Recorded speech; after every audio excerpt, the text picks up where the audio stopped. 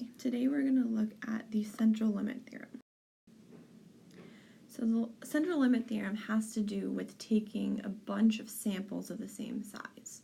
So if we draw random samples of size n from some random variable x, then the distribution of the random variable x bar, which is of the sample means, is called the sampling distribution of the mean. So suppose x is a random variable with mean mu sub x and standard deviation sigma sub x. Then we're going to let x bar be the sampling distribution of the mean. So again, we look at the samples of size n and we take the mean from each of those samples. So our population are averages of different samples of size n.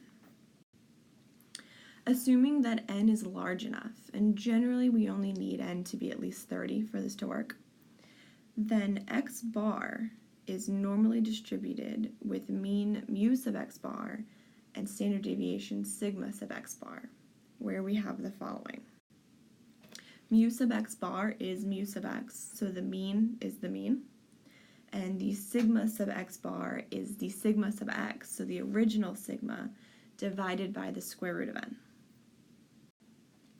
This is known as the central limit theorem for sample means. And it's also true that if x, the original random variable, is normally distributed, we don't need the restriction on n being at least 30. N can be any number, and the central limit theorem will still hold true.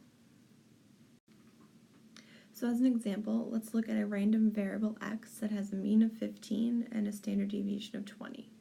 So what can be said about the random variable x bar, where we take samples of x of size 100? So when we look at our population of the random variable x, we're going to take samples of size 100, and for every one of those samples, we calculate the mean. So for each of those samples, we have a mean. That is our new population for x bar. So mu sub x bar is mu sub x, which is 15. Sigma sub x bar is sigma sub x divided by root n, which is 20 divided by the square root of 100, which is 2. So x bar is normally distributed with mean 15 and standard deviation 2. So even though we have no idea about the distribution of x, it could be normally distributed, it could be a binomial distribution, it could be a Poisson distribution, it could be pretty much anything. But as soon as we start taking all of these samples, we get x bar is normally distributed with mean 15, standard deviation 2. So let's look at another example.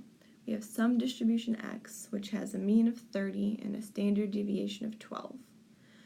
We randomly draw samples of size 36 and look at the means of each sample. So find the probability that a randomly drawn sample has a mean between 32 and 35.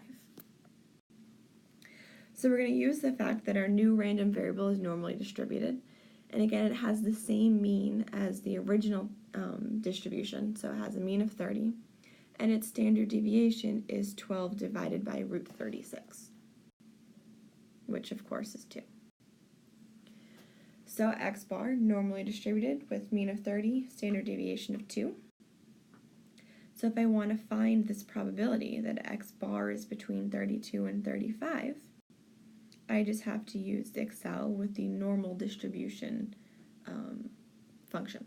So we get norm.dist 35, 30, 2, 1 minus norm.dist 32, 30, 2, 1.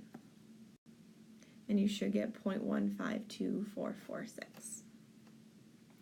Okay, so this is the basics behind the central limit theorem.